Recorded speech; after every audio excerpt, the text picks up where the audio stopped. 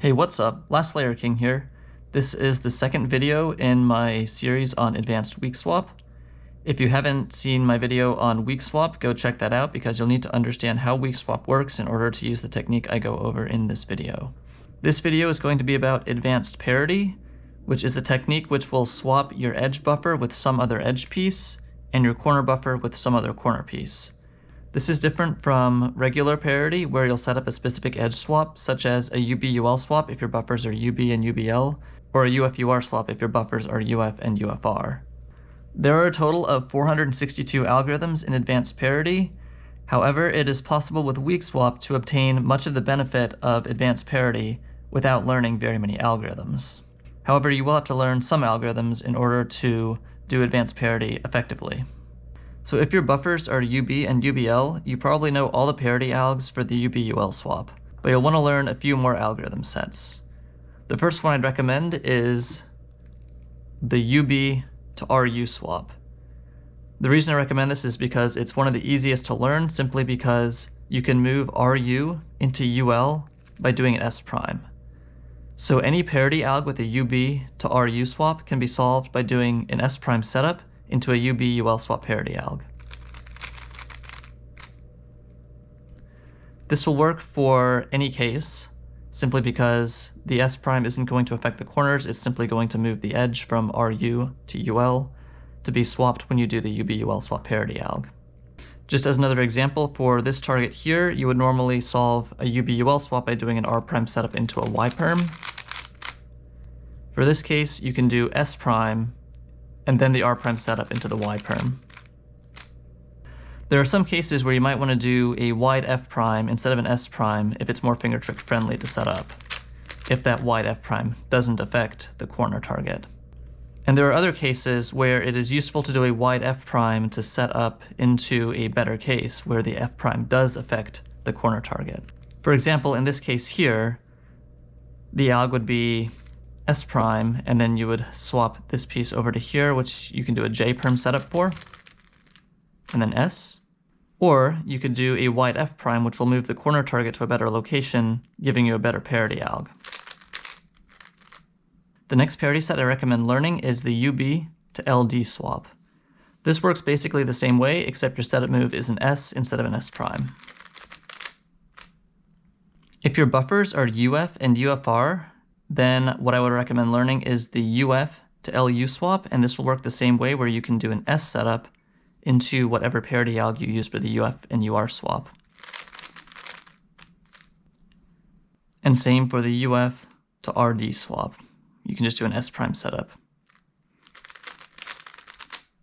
Another parity swap I recommend learning is the UB to UF swap. A lot of these algs are relatively easy, and a lot of them are T-perms, or setups into T-perms, and then a few of them are ZBLLs, and most of the cases aren't too bad, although some of the algorithms are kind of long. I'll include a link to an algorithm sheet in the description where you can find the parity algs that I use for the UB to RU swap and the UB to UF swap. So where does weak swap come into play in all of this? Well, if you recall how weak swap works, if you hit your buffer piece before you hit UL, you would shoot the buffer to UL and essentially just treat it as the UL piece and leave it there for the rest of edge memo, thus forcing a UB-UL swap.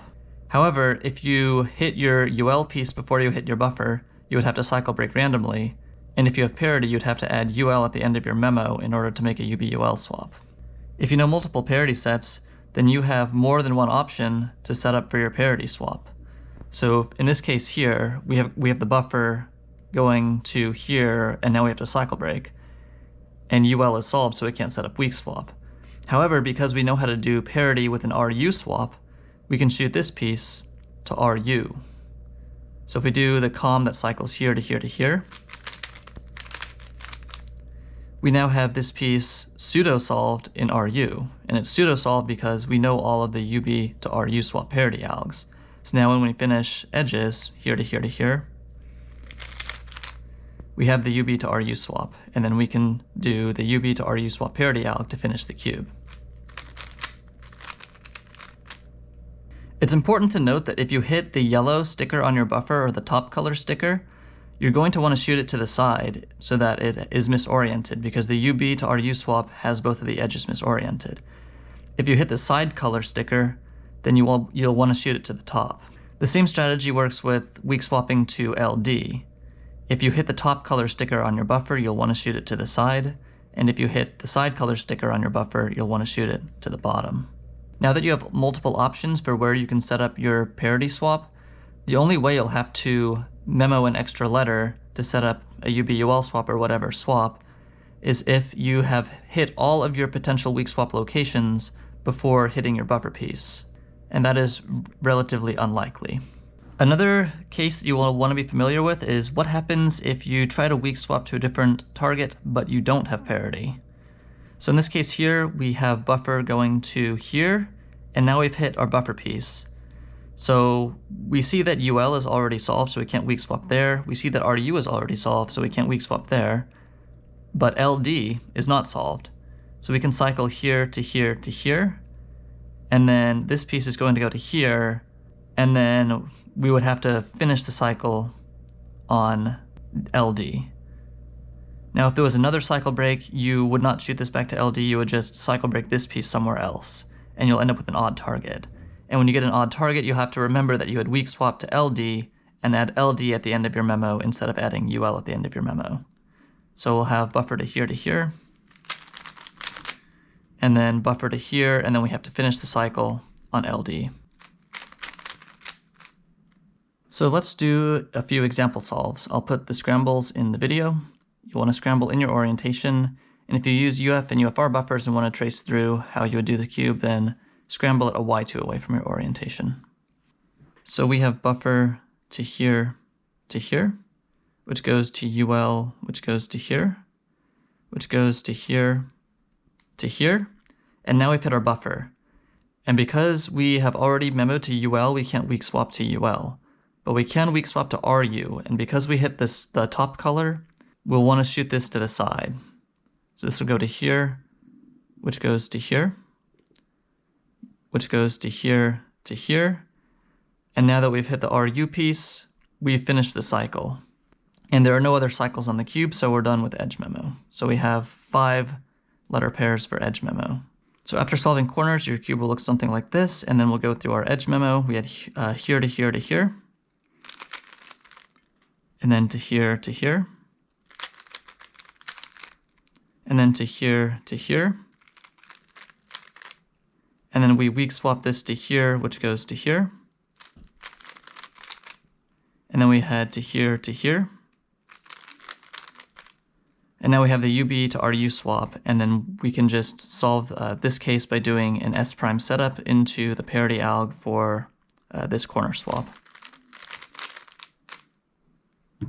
Here's the next example. So we have buffer to here, which goes to here, and we've hit our buffer piece. So we've already memoed to UL, so we're going to weak swap this to RU. So we hit the top color, so we need to shoot this to the side. So this will go to here, which goes to here, and this goes back to RU. But we want to keep the buffer pseudo-solved in the RU location, so we don't want to finish the cycle here, we just want to cycle break. So this piece is going to go to here.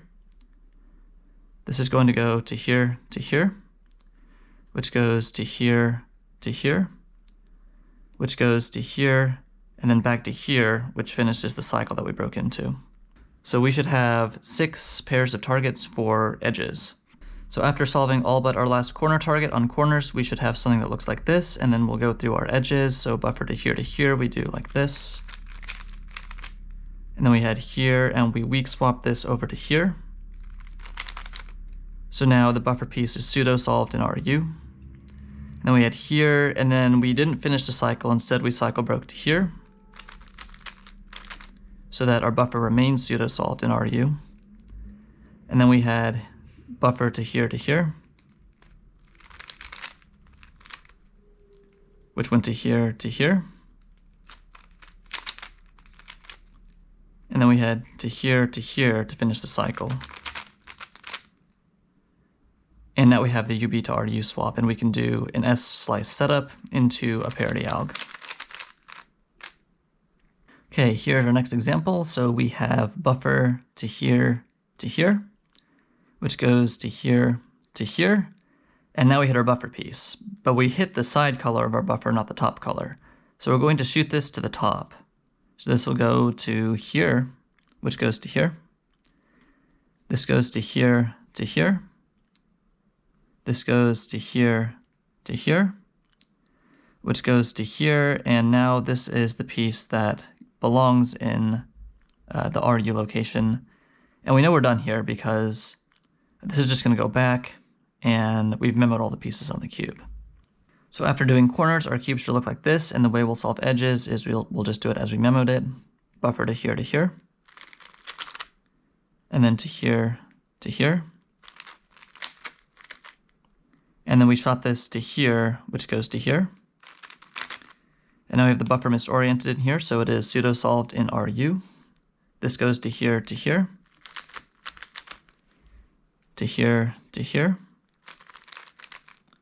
and then we had this last cycle here finishing on RU. So that's what a solve would look like if you did not have parity. Okay, here's our next example. So we have buffer to here, which goes to here, which goes to here, and now we've hit the buffer. So we've already memoed to UL.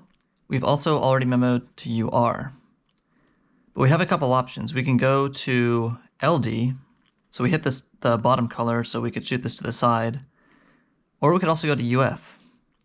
So if we wanted to go to UF, because UF is correctly oriented and we want the piece to be oriented, then because we hit the top color, we're going to shoot this to the top.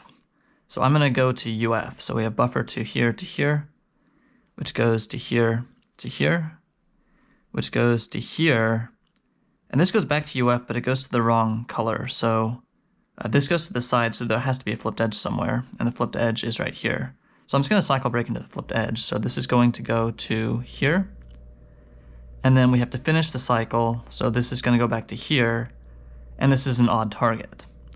So whenever we have an odd target, normally we'd shoot it to UL, but because we weak swapped on UF, we're going to shoot this back up to UF to fix the swap and solve our edges.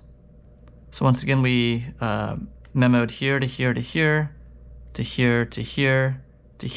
weak swapping to UF, to here, cycle breaking into this, to here, and then finishing the cycle on UF. After solving corners, your cube should look like this, and then we'll just solve edges how we memoed it. So buffer to here, which goes to here, which goes to here, and then we see at this point, both of these are solved, so we have to weak swap somewhere else. So we went up to UF, which went to here, which went to here, and then we cycle broke into this. And now our last cycle is buffer to here to finish the cycle break on the flip, and then undoing the weak swap here. Okay, now here's our last example. So we have buffer to here, which goes to here, which goes to here, and then we have to here, and we see that our buffer piece is already in RU. So what I would do here is I would just leave the buffer piece in RU. If I happen to get this while not having memoed UL, I would just shoot it to UL and make a UB-UL swap. But because we've already memoed to UL, my next best target to have for the parity swap is RU. So I want to keep the buffer here. It's already pseudo-solved.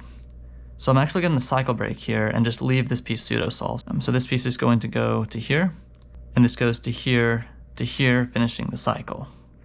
So after solving most of my corners, my cube should look like this. The edges are the same. So now I'll just go as how I memoed, buffer to here, which goes to here, which goes to here, which goes to here, and I didn't shoot this to here. I instead just cycle broke to this location because this is pseudo-solved. And this goes to here, and now we've got the UB to RU swap.